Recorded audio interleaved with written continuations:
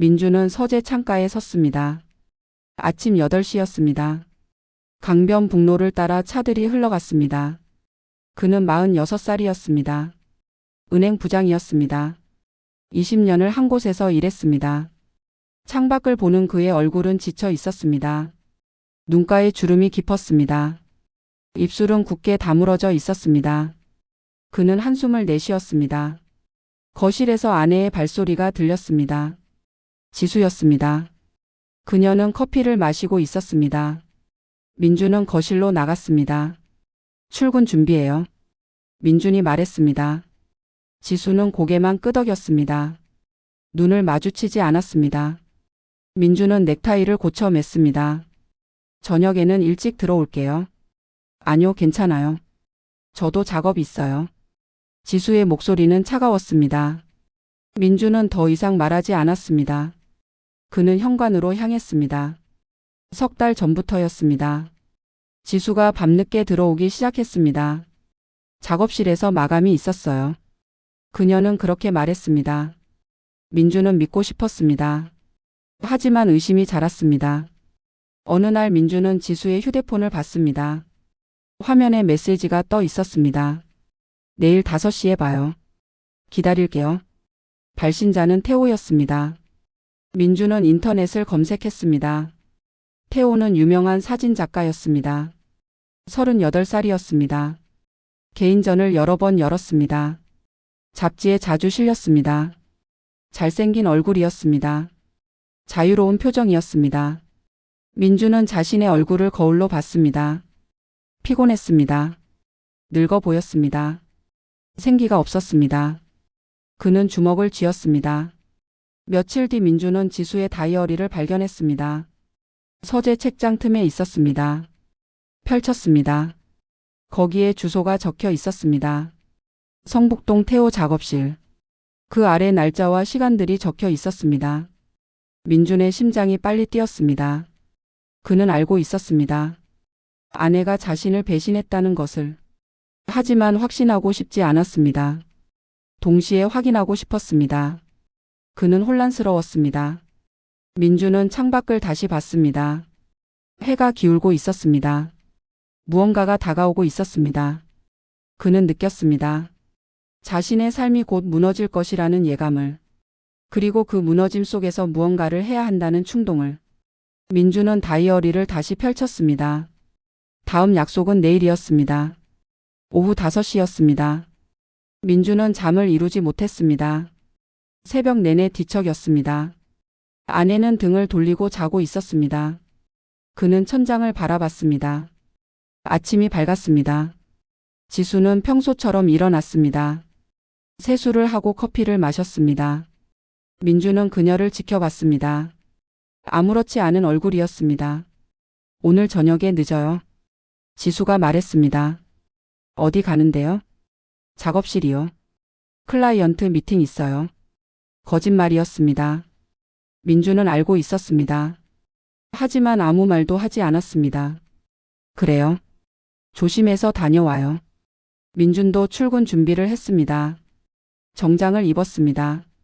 가방을 들었습니다. 현관문을 나섰습니다. 하지만 회사로 가지 않았습니다. 그는 근처 카페에 앉았습니다. 휴대폰을 꺼냈습니다. 은행에 전화를 걸었습니다. 오늘 개인 사정이 생겼습니다. 연차를 쓰겠습니다. 그는 그렇게 말했습니다. 오후 4시였습니다. 민주는 차를 몰았습니다. 성북동으로 향했습니다. 내비게이션이 길을 알려주었습니다.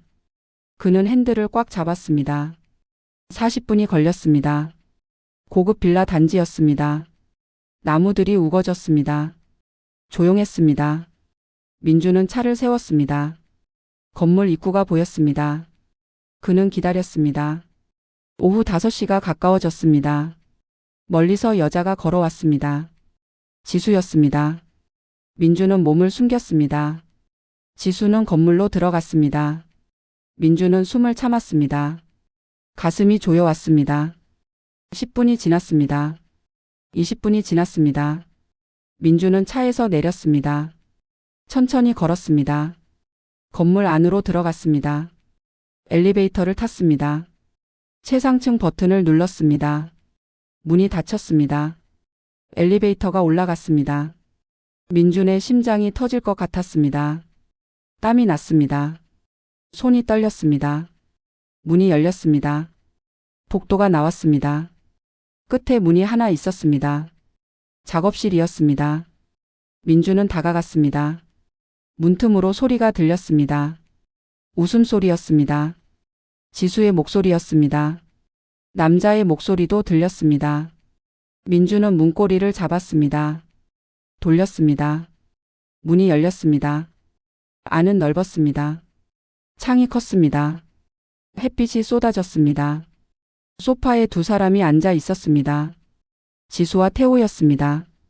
두 사람은 가까이 앉아 있었습니다. 그들은 민준을 봤습니다. 지수의 얼굴이 굳었습니다. 태호는 천천히 일어섰습니다. 민준은 말이 나오지 않았습니다. 당신, 왜 여기에? 지수가 떨리는 목소리로 물었습니다. 나도 궁금했어요. 당신이 왜 여기 있는지. 민준의 목소리는 낮았습니다. 태호가 앞으로 나섰습니다. 당신이 민준 씨군요. 지수 씨한테 들었습니다. 태호는 웃고 있었습니다. 여유로웠습니다. 민준은 주먹을 쥐었습니다. 들었다고요? 뭘 들었는데요? 당신이 지루한 사람이라고요. 꿈도 없고 열정도 없다고. 그냥 매일 똑같이 사는 사람이라고. 태호의 말이 비수처럼 꽂혔습니다. 민준은 지수를 봤습니다. 그녀는 고개를 숙이고 있었습니다. 지수 씨는 자유가 필요했어요. 당신 같은 틀에서 벗어나고 싶어 했죠. 닥쳐요. 민준이 말했습니다.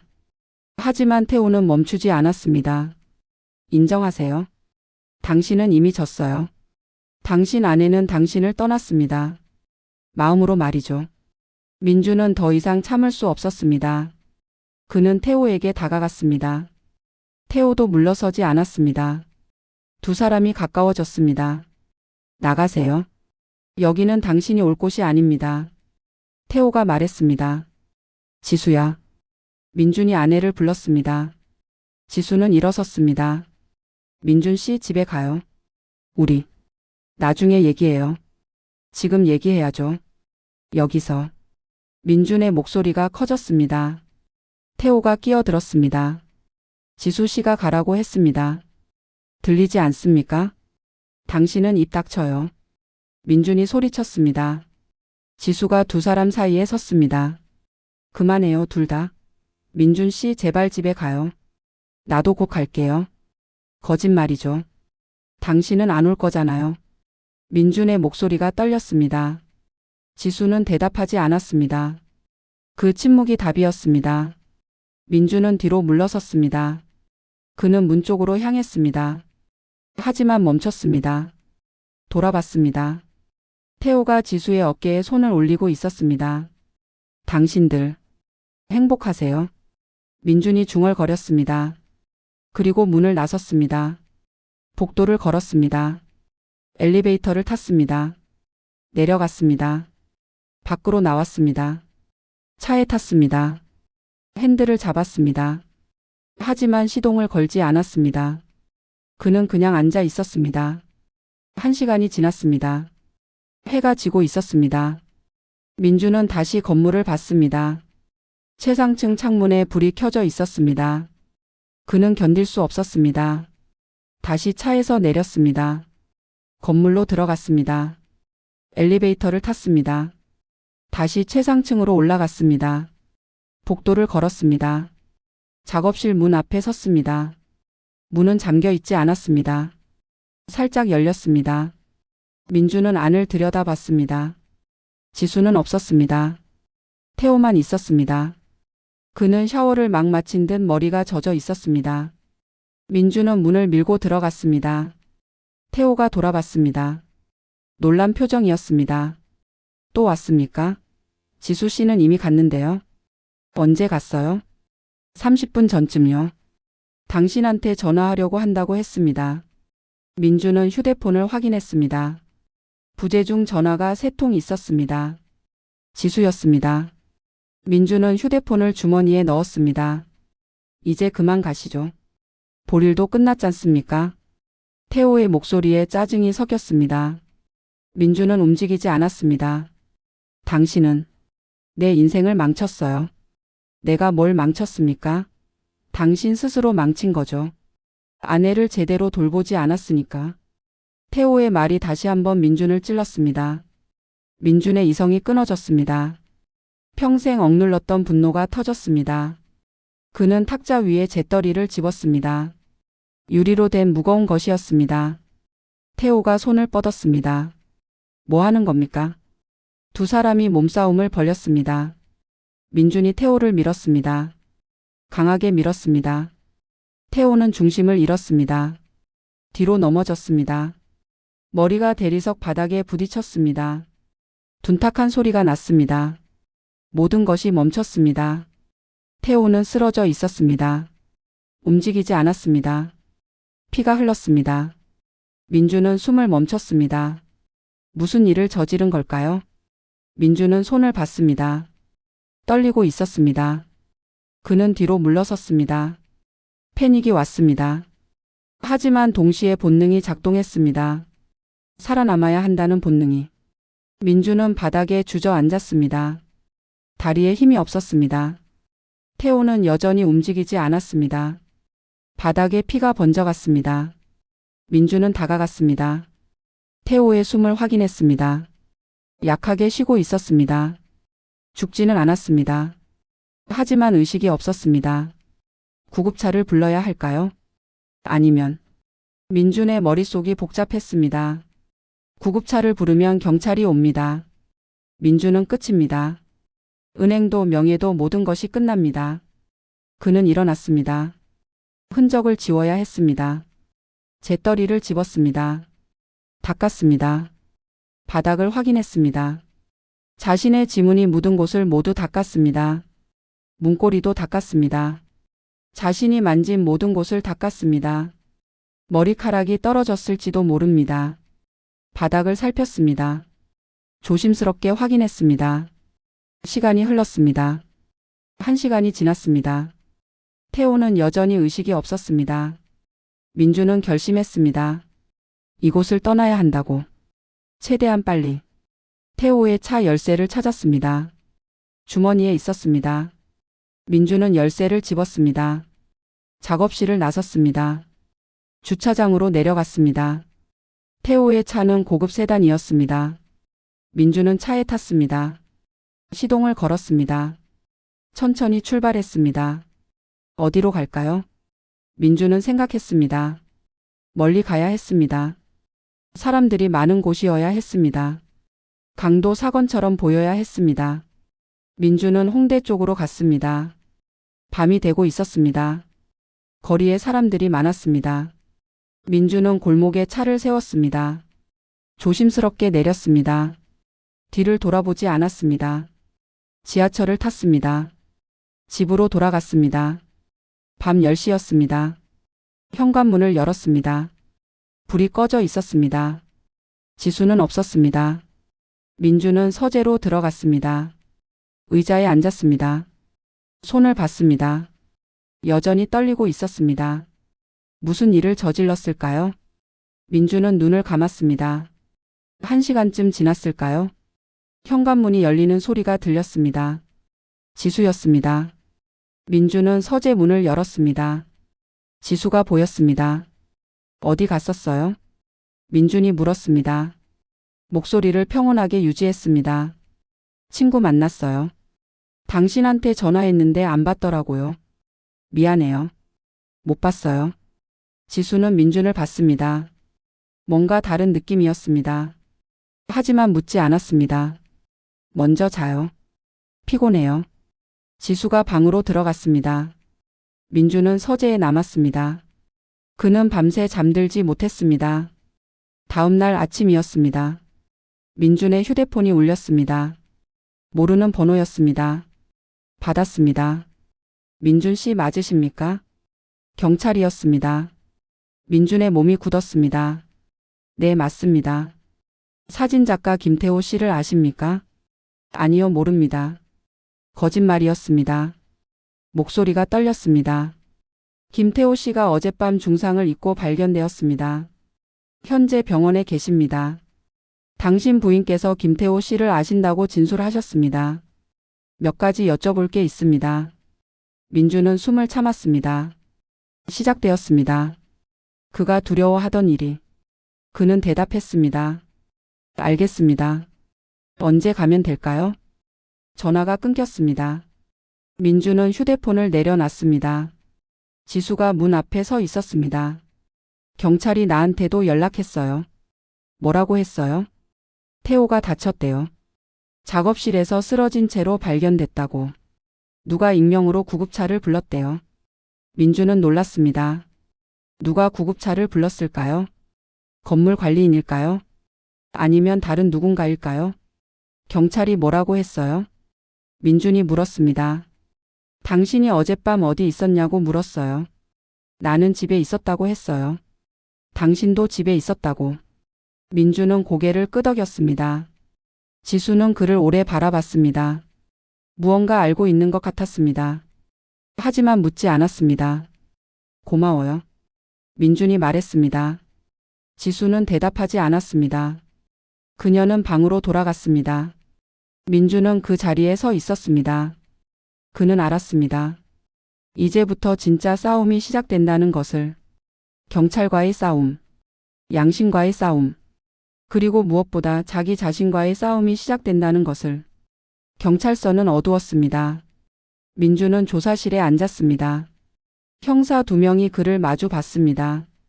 어제 저녁 5시부터 10시까지 어디 계셨습니까? 집에 있었습니다.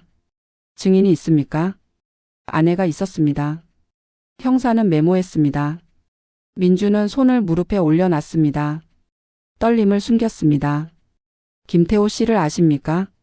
처음 듣는 이름입니다. 부인께서는 아신다고 하셨는데요. 아내가 디자이너라서 여러 사람을 만납니다. 저는 잘 모릅니다. 형사는 민준을 뚫어지게 봤습니다. 민준은 시선을 피하지 않았습니다. 형사가 물었습니다. 부부 관계는 어떻습니까? 좋습니다. 최근에 다툰 적 없습니까? 없습니다. 거짓말이었습니다. 하지만 민준의 얼굴은 평온했습니다. 형사는 고개를 끄덕였습니다. 알겠습니다. 필요하면 다시 연락드리겠습니다. 민준은 일어났습니다. 밖으로 나왔습니다. 햇빛이 눈부셨습니다. 그는 숨을 깊이 들이마셨습니다. 일주일이 지났습니다. 민준은 출근했습니다. 일했습니다. 평소처럼 행동했습니다. 하지만 마음은 무거웠습니다. 매일 밤 악몽을 꿨습니다. 태호가 쓰러지는 장면이 반복되었습니다. 태호는 병원에 있었습니다. 식물인간 상태였습니다. 의식이 돌아오지 않았습니다. 의사들은 희망이 없다고 했습니다. 민주는 뉴스를 확인했습니다. 사건은 미스터리로 보도되었습니다. 유명 사진작가가 작업실에서 중상을 입었습니다. 범인은 밝혀지지 않았습니다. 경찰은 수사를 계속하고 있습니다. 민주는 다시 경찰서에 불려갔습니다. 형사가 물었습니다. 당신 차는 어떤 겁니까? 소나타입니다. 사건 당일 운전하셨습니까? 아니요. 집에만 있었습니다. CCTV를 확인했습니다. 사건 현장 근처에서 당신 차량 번호가 포착되지 않았습니다. 민주는 안도했습니다. 하지만 표정을 감췄습니다. 그럼 됐네요. 저는 무관합니다. 형사는 더 이상 묻지 않았습니다. 민주는 나왔습니다. 하지만 불안은 계속되었습니다. 한 달이 지났습니다. 어느 날 뉴스가 나왔습니다. 새로운 용의자가 붙잡혔다는 소식이었습니다. 민주는 TV 앞에 멈췄습니다. 김태호 작가를 스토킹했던 남성이 체포되었습니다.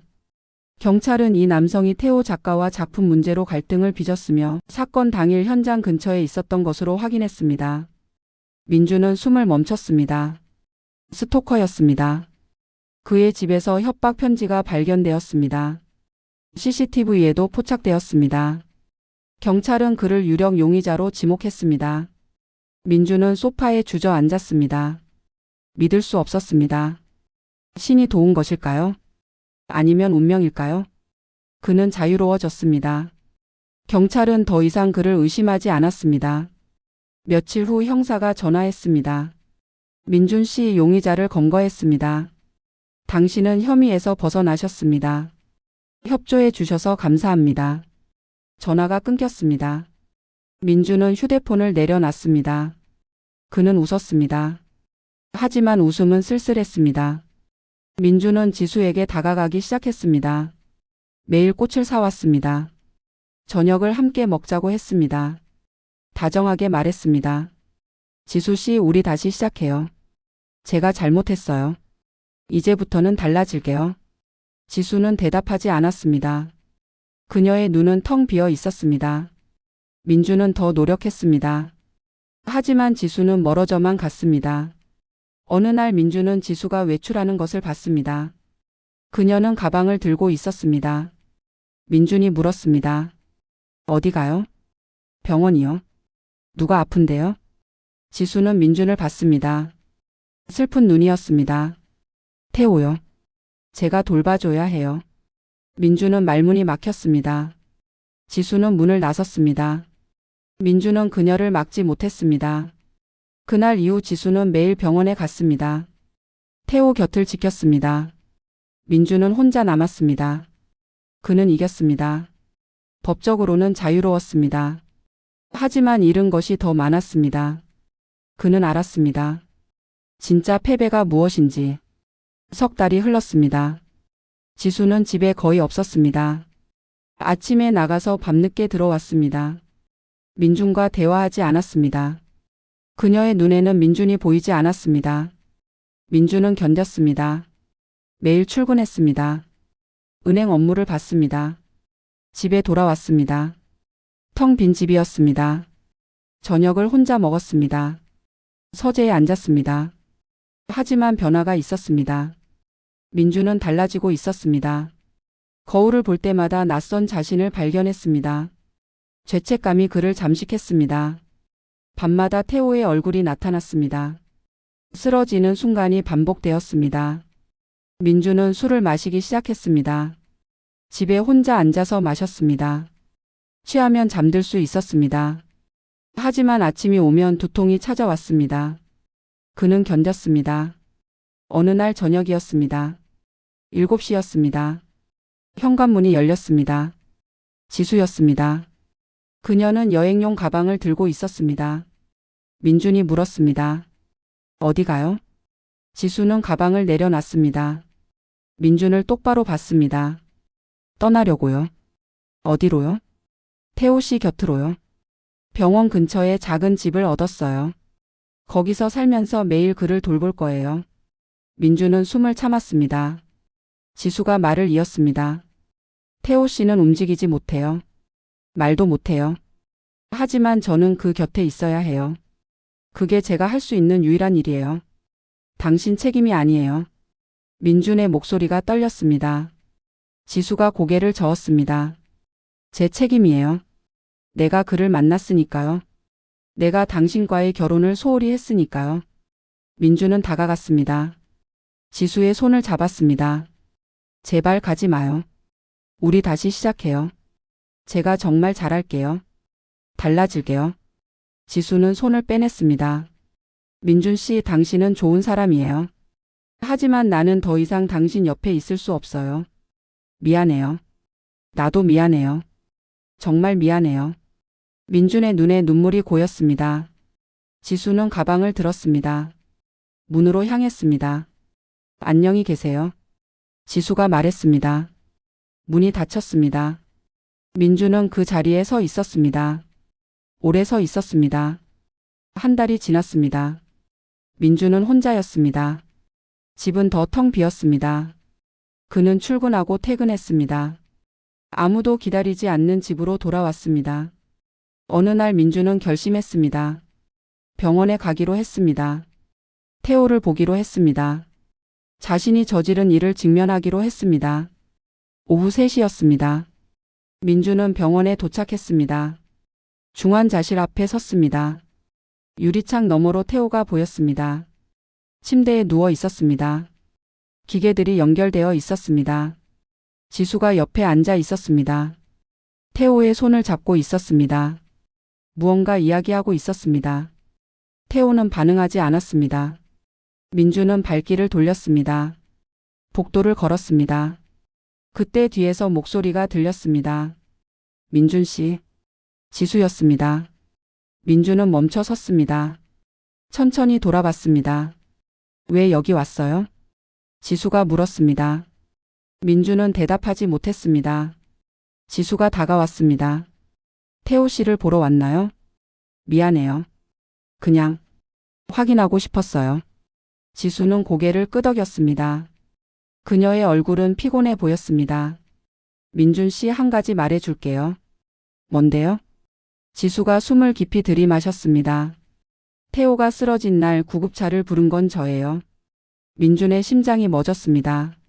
지수가 말을 이었습니다. 당신이 나간 직후에 돌아갔어요. 다이어리를 두고 와서요. 복도에서 당신과 스쳤어요. 당신은 저를 못 봤죠. 황급히 나가느라. 민주는 말을 잃었습니다. 지수가 계속했습니다.